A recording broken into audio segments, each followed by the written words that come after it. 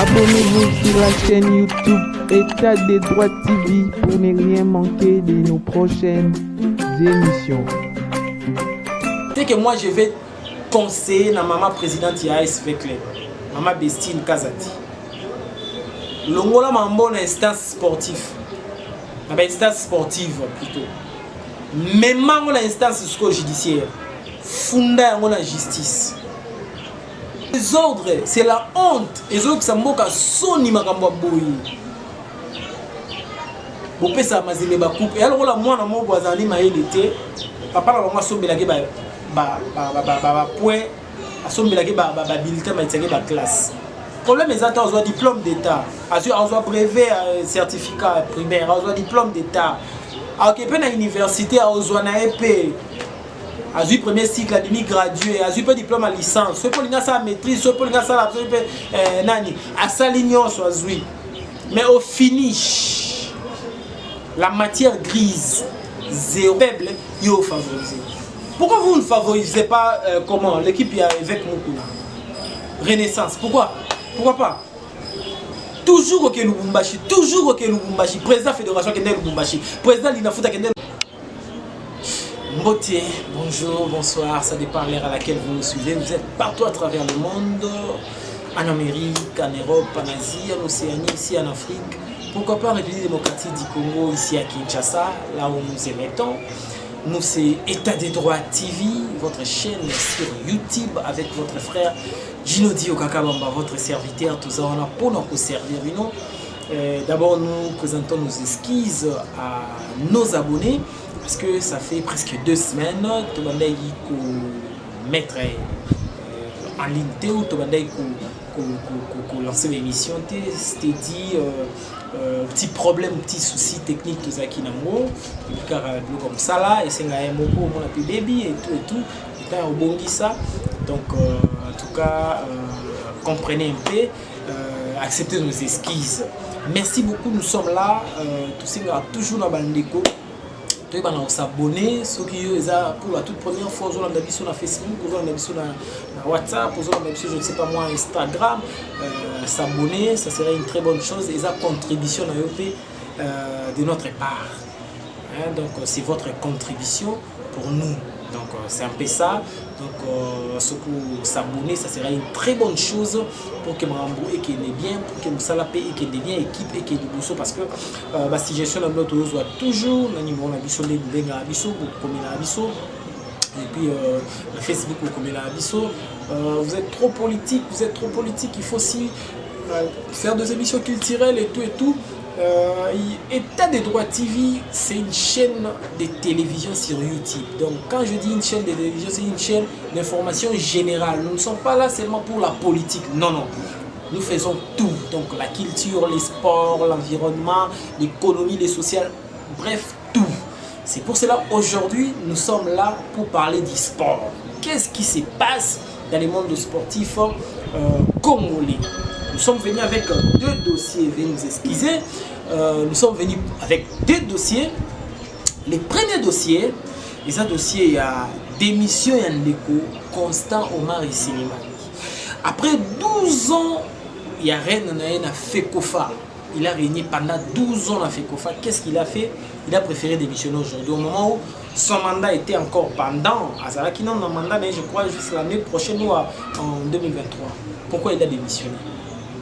Mais avant de démissionner, a-t-il lettre ou a-t-il scandale? Il y a tombé directement dans le deuxième dossier par rapport au dossier à l'ASV Club. L'ASV Club a aligné qui joueur Matuta là, Zao, dans le match contre Cercle Sportif Don Bosco et Lubumbashi. Avant l'ASV Club a aligné joueur voilà comme là il fait Kofa, est-ce que les joueurs est en règle? Il fait Kofa répondrait des lettres de Koenok au Koede Biso Bandeko ba mona ba lettre. Répondre oui, c'est possible pour aligner. Mais chose grave, chose étonnante, aligner Mambo et Makenele et tout, avec les bâtonnets sous la FECOFA, mais la Senga Ebino, beaucoup na état joueur, FECOFA répondre n'avec club, na Don Bosco, que le problème est avec les bases 3 points. Mais Constant Omar avant de missionner, a-t-il lettre, alors que 3 matchs avec les clubs alignés qui jouent Matou. Matuta Lazao à perdre en haut par forfait dans les 3 matchs dans Bosco et puis les 2 autres matchs, on ça nous la position en haut. Donc fait que va retrancher 9 points. Est-ce que sport n'a fait toujours la correction? Makambo to moni en trop. Avec les Kenda qui a commis un niveau au Mazemba au match tel. Et ça qui a un problème X. Et ça là qui va retrancher avec les points. Basaliboy, Mazemba missi des ordres na Qatar. Au total la souka va trancher pour Mazemba. La corruption. Et là que ça a mis à Sénat. Ici nous ne parlons pas de ça. Ici nous parlons du sport. Commençons par les commencements. Tolobela Likambu, il y a démission et il y a Constant. Qui est M. Constant? Constant Marie, c'est un dirigeant. Il y a basketball. Azala qui est dans le monde de basket. Il y a un basketteur. Comme il peut diriger l'équipe à basket, il y a Onatra. Parce que lui-même aussi, au moins que dans l'information, juste la preuve du contraire, Azarara agent Onatra. La direction des pots diesel. Azaki na mambo basket, a tiki basket, a parachuté, a quoi na mambo balle. Il s'est fait élire président il y a Fédération Congolaise de Football Association. Tant qu'il y a comme président de la Fédération de Football Association, a bandi ko verrouiller, a bandi ko changer critères pour que tu vas postuler. Et comme il faut apparaître, combien de fois d'abombo là là. Comment expliquer que pour un candidat, il faut que la fédération a Simba comme parrain à Mimakombo. A verrouiller l'élection de la Kasangulu, l'élection de la Kisangani, l'élection de Kaboul, moi Kaboul.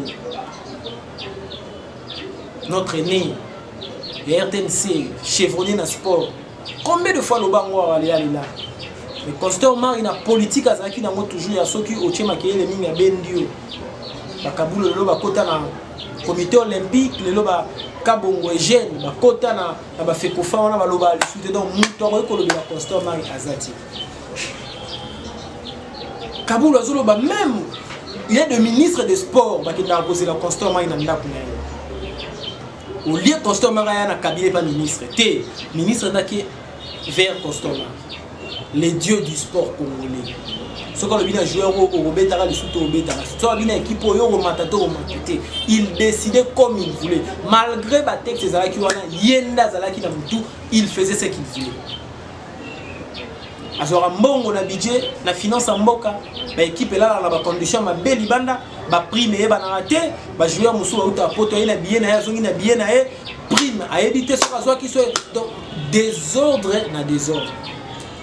Concernant l'INAFOOT, la première ligue, il y a RDC. Qu'est-ce qui se passe là-bas? Et comment le rôle est là pour Mazembe? Attends, Mazembe Zalaki est 5e. Boy, on a mis nos gars, tu es comme un souka. Attends, Zalaki 12e. Mazembe Ozouane en Mogaka. Pour le match où Mazembe Polaki va créer l'équipe pour avoir des problèmes. Que vous avez joueur litigé, il y a un problème, il y a une licence à bien être, beaucoup de identité, Mazembe récupéré pour un par forfait. Mazembe a les Karanaïka. Et pourquoi Consommant il va démissionner seulement maintenant? Pourquoi? État de droit. Pour Anika Siko. D'abord, il avait fait une interview dans une chaîne étrangère pour dire que non, cette fois-ci, nous avons sous-candidat à ma propre succession. Na Salimingi, na moi ce qu'on appelle. On peut marrer à un moment Fachi, il faut ça là, il y a ça là, pourquoi? Il y a ça là, il y a un grand travailleur constamment, on peut pourquoi. Constamment, il y a bon, il y a Makasi, Gilles Alingeti.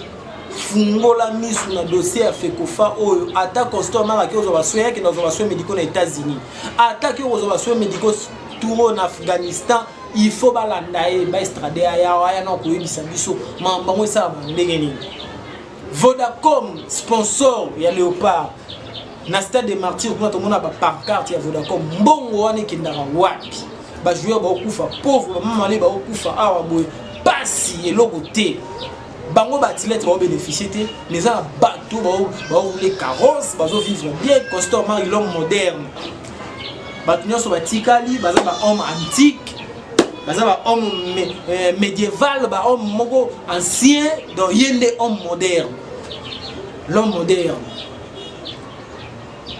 Il faut balandeler, il a démissionné. Pourquoi? Ah, on a commencé à la rare, j'ai démissionné par ma propre volonté. J'ai démissionné par ma propre volonté. Propre volonté, non, voilà, mais s'il y a quelque chose à vérifier, il faut balandeler. On va y aller. Pour dire que IGF a télé, mais on a de la place de son bon. Parce que mon bimara la fait qu'on fait. Pour équiper mettre un match amical, déplacement, on est bon et bimaka. Et puis ces messieurs, à Ozoda, Sazoloba, des fois je fais voyager l'équipe nationale dans les propres frais. Ah, papa, c'est pour comment on a équipe nationale, on fait voyager. Les joueurs étrangers, ils na Kinshasa, après, on met mis en place au Cameroun, on a ici un hôtel. Après, c'est que nous avons un bon casse. Mais bon, on a place, on a ça, on a tra. Attention aux directeurs, on a train de dépôt des ailes. Foot à combien? Rendez qu'on fout combien? Tant qu'on a une basket, on a un bon nid. Parce que on a un basket, tant qu'on a un basket, on a un bon nid. IGF, on a mis sur le dossier Costomar. Côté Kakabalina foot, côté que la rangon mazembe, côté que la rangon mazembe, côté que la rangon mazembe, c'est pas normal. Il faut IGF à fond la mise sur la atalama. Et c'est normal. Et c'est normal. Il a démissionné, mais avant de démissionner, qu'est-ce qu'il a fait? Le dossier avec lui. Dans la lettre, et pendant que nous avons publié une lettre de façon que on a vu partout. On a contradiction, on a cacophonie, on a aventure, on a n'est pas tout la gestion de la chose publique. Papa, si on a une communauté, on a une boutique, une pharmacie, comment moi na yo. Ce moi na no comme les ala ceux qui Bénédicte, comment Bénédicte phare, comment Bénédicte boutique. Wana muto tout noté ka yo na moi si na yo na bande ko ndé bo gérant. Mais si on gère mbongo na biso ya Congo, to tanga kombono to lo mamnao. Si on gère mbongo ya Congo. So moni ya bani ba nommé yo boya lo bate bo nommé ngate ngala ko kana ngama mbwana ti mais son ndimi ba nommé yo okomi bourgmestre okomi mandataire public gérer FECOFA na ba benga ngo Fédération Congolaise de Football Association. Pourquoi ba benga congolaise on est outil na Congo, République démocratique du Congo, c'est-à-dire c'est la fédération du Congo, de la République démocratique du Congo. Et moi je suis congolais, je dois parler de ma fédération. Il faut dans le bilan. Il y a dans le bilan constamment démissionner, il faut avoir ça rapport. Pour démissionner, il faut que l'élection les cas et puis OPSA Kanifa na yo, OPSA actif na passif na yo, oyo salaki pour ebela mbongo oyo ba pesa na CAF. Zamba oyo tongela biso kuna match nil. Toké na Tirobi na stade ya nani Alfred Kibasa Maliba na Kenya kuna na Lubumbashi. Yana ba Kenya za commune loba mboka Kenya te na Lubumbashi. Tirobi Eugène Kabongo azui bale abeti bimi libanda. Or toyebi Eugène Kabongo arata jamais penalty à na Tata Raphaël. Tangu mususu makila Eugène Kabongo ekangama na pelouse à Tata Raphaël. Ce qui match on a mis Tata Raphaël et j'ai kabongo linga achabi wana na boy na lobeli kiste na lobi makila ko batumsu ba gris. Mais na Lubumbashi to perdre match wana to kenda coupe du monde wana ti. Ba to belé ba regretter nango. Tangu tozo zo risque ya kolongo l'équipe nationale et que obeta na Lubumbashi. Tala. La ville capitale reste la ville capitale. Kinshasa, Kinshasa, Lubumbashi te, eza Mbandaka te, eza Mbushima te, eza pe Matadi te. Ce sont des villes. Mais la ville de Kinshasa, c'est la ville capitale. Toutes les institutions restent ici. Et puis, Makambu Nyonso, na spirituel, na mo ina bouteuse à la hao. Mais tala Mouto a géré tellement ma bé que Bakangi stade des martyrs, il faut que vous un match dans le stade de Mazembe. Avec tous ces risques-là, tu peux mettre un supporter à Mazembe, tu peux match et puis tu peux Coupe d'Afrique.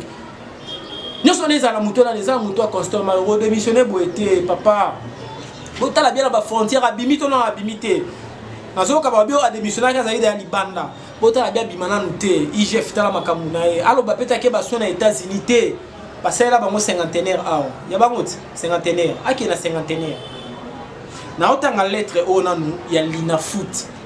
La première lettre oyo Linafoot aiba na ko répondre na ASV Club, Fédération congolaise de football, association FECOFA, Honor FECOFA, Ligue nationale de football, Linafoot. Décision numéro LNS, numéro LNF, bar 024, bar 2021, du 2 juin 2021, de la commission de gestion de la Ligue nationale de football. Par sa dénonciation, contenue dans sa lettre numéro 023, bar sec, bar CSDB bar 2021 du 15 mai 2021, l'équipe des cercles sportifs Don Bosco dénonce l'équipe de l'ASV Club au sujet de l'alignement irrégulier selon Don Bosco. L'alignement irrégulier du joueur Matutala Zao, licence numéro 0020-28M99, lors de la rencontre numéro 207 ayant opposé Don Bosco à Vita Club le mercredi 12 mai 2021, sans avoir obtenu l'attestation de transfert de son équipe d'origine qui est Corbeau FC. Landa Malamu, selon Don Bosco, équipe Yazao Ezanini Corbeau FC. De continuer la lecture. À la même date, l'équipe du CS Don Bosco a par sa lettre numéro 026 bar sec bar CSDB bar 2021 demandé des renseignements à la Fédération congolaise de football, association FECOFA en sigle, sur les joueurs Matutala Zao. Réagissant à la dénonciation de l'équipe Don Bosco, Vita Club rétorque qu'elle avait sollicité. Yoka isika likambo ezo Milanda François Malamu ndegozo landa biso na poto. Landa François Malamu na wa interprétant au na lingala. Vita Club rétorque qu'elle avait sollicité de la Fédération congolaise de football association FECOFA en date de 19 avril 2021 na suki no wana momuke. Yoka ba date. Vita a komaki le 19 mai na FECOFA. Match ya Vita contre Don Bosco et Betami le 20 na zo date. Vita a commis le 19. Match et Betami le 20. Excusez-moi, nous avons mon téléphone. Oui, match et Betami le 12 mai, Vita Komaka le 19 avril. Vita, à travers secrétaire général et équipe nae, a commis l'IFECOFA pour tout na position à joueur Zao et Zandengeni. À partir du 19 avril, FECOFA peut à répondre Vita. C'est pour cela Vita a aligné joueur le 12 mai. Du 19 avril au 12 mai, c'est à peu près 21 jours, à peu près 3 semaines comme ça. Donc Vita quand même, c'est une équipe sérieuse, une équipe organisée. Ils se sont dit, tu aurais aligner joueur de ceux qui n'ont tous les éléments par rapport à joueur.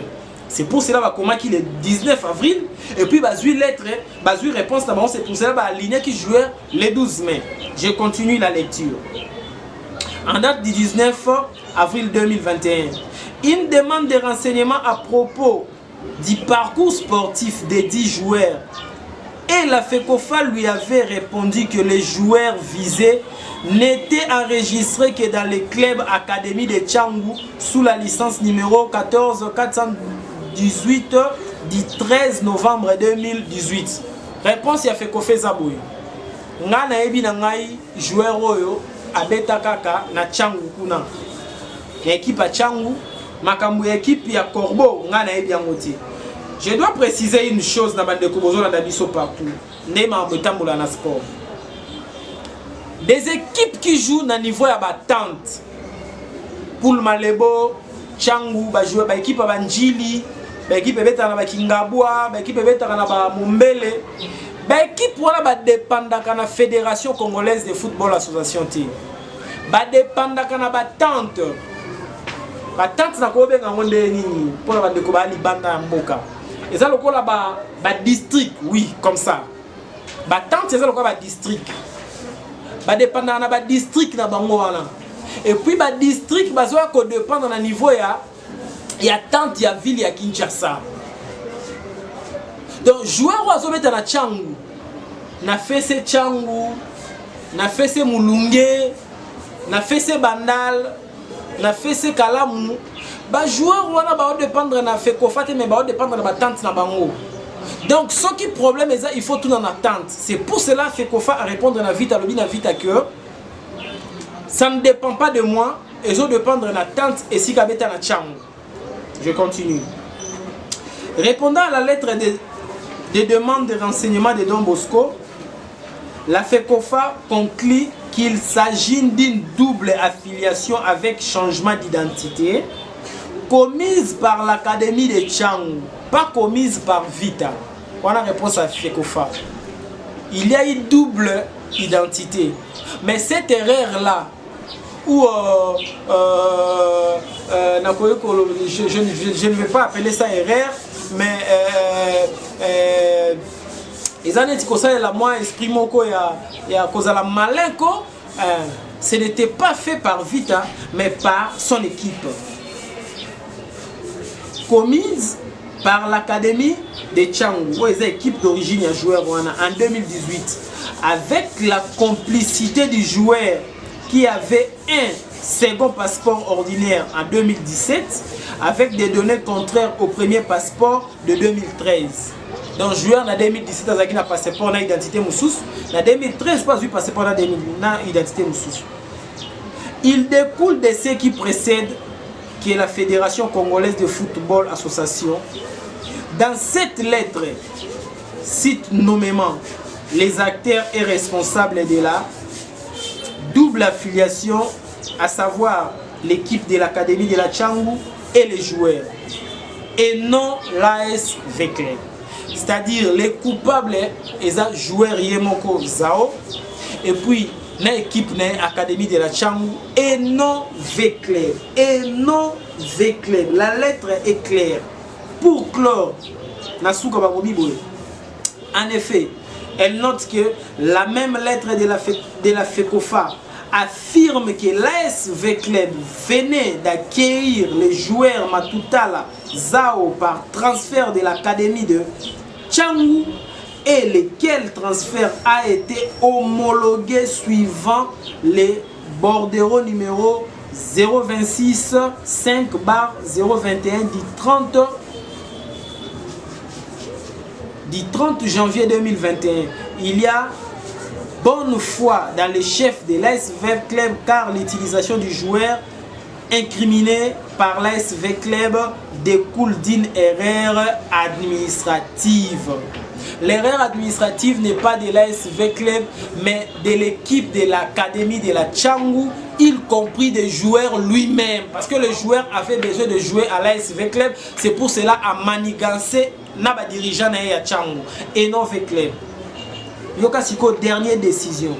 Par ces motifs, vu le règlement d'ordre intérieur en son article 246 alinéa 1, vu le CEDEF en ses articles 35 et 73 alinéa 1, 2 et 3, la commission de discipline et de compétition entendue reçoit les dénonciations de l'équipe du Don Bosco, mais l'a dit non fondée à l'égard de l'AS Vecleb. En conséquence, prend les décisions suivantes. Bon, quand la décision fait qu'on fait Abimisaki, après Ayo changeant. Les joueurs Matutala, Kanyambiz, Zola est suspendu pour une durée de 12 mois avec obligation de regagner l'équipe d'origine, en l'occurrence Corbeau, Fessé, après sa période de suspension. D. L'Académie de Changu étant en même temps L'Académie de Tchangou n'étant pas membre de la Linafoot ne peut être sanctionnée par elle. C'est-à-dire le quoi Académie de Tchangou a dépendant de tante nae kuna na Tchangou. Il y a ramené que na Tchangou Linafoot signé Bosco Mouabéa Kafela président. Secrétaire national adjoint Antoine Louzizila Mbala.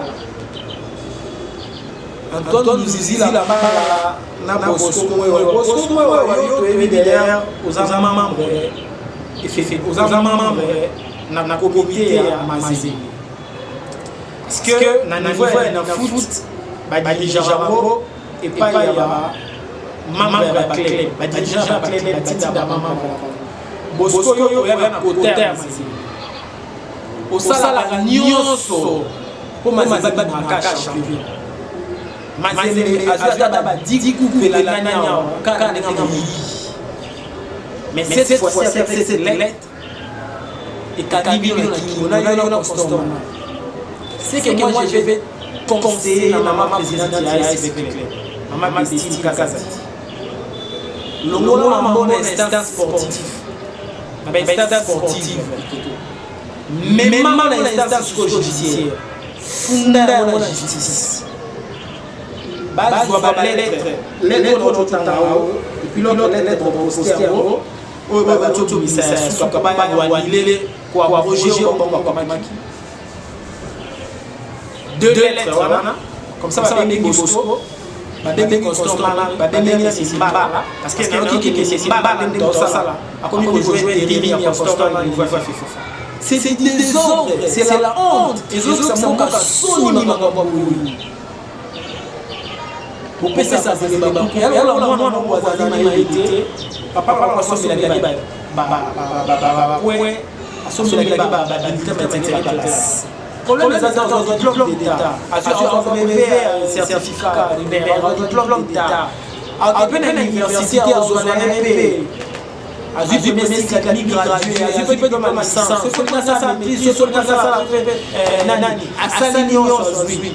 mais au finish, la matière grise, zéro.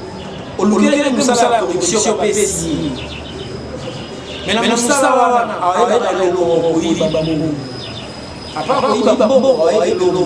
innovation créativité leadership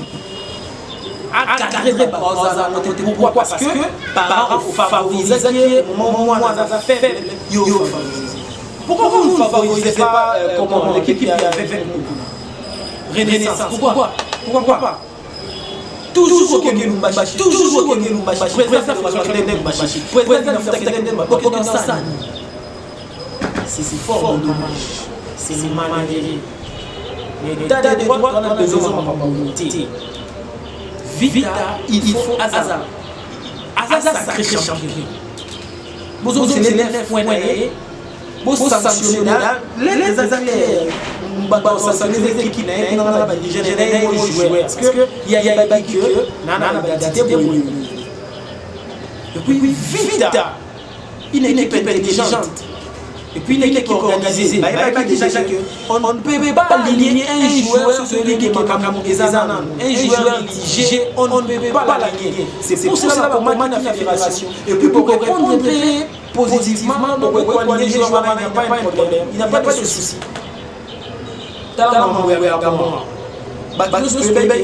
Récupérer place bon constant qui n'a manigancé comment expliquer que la fédération sa bosse c'est la terminant des dossiers oh les choses étaient claires Misi quand les joueurs voilà Misi même pas c'est ça ça va qui nous Misi ça va na kwa venir na place na boutique na kwa sambo wa carte papa boutique à la carte ya donc sambo ba classe ba bini DG a mis ses biso ba aller retour na ba cash na ba passeport na tant de l'autre papa na ba misi ba photo tant ba ko ta match qui sont allés à Gabon contre RDC na grand hôtel de Bangolé ba misi ba photo avec tous ces preuves, avec tous ces éléments, constamment que nous défendons de perdre. Papa, merci. Nous sommes arrivés à faire ceci. Nous allons nous revoir très prochainement. Essayons d'enlever des petits soucis techniques. Donc c'est des choses. La première des choses, c'est des stabilités. Si cette émission vous a plu, on peut s'assigner avec les techniques et notre malade de nos oiseaux. Pour remercier maman Jean-Pierre Makama, place à la Washington, pour remercier maman Adrienne Boulon, papa Riben. Maman Adrienne Boulon, papa Riben. À Washington, mais c'est sur ces années. Nos oiseaux sont partout. Tout ça, je faut se faire. Merci beaucoup. En tout cas, beau samedi. Terrain que nous avons des images de la sérieux, des globales, des choses, oui, qui datent de l'Union, comme des ça, est-ce que on l'a quelque trois mois ou est-ce que c'est faisable pour nous aussi médecin parce que d'autres personnes disent que non, on peut aussi faire ça, on va pas encore, ça va rester toujours, on va est-ce que c'est aussi vrai que tout ça, sans merci de votre là. C'est 583 89 81 26 06.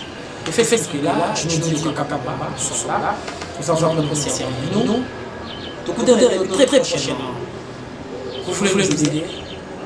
La caméra, le micro,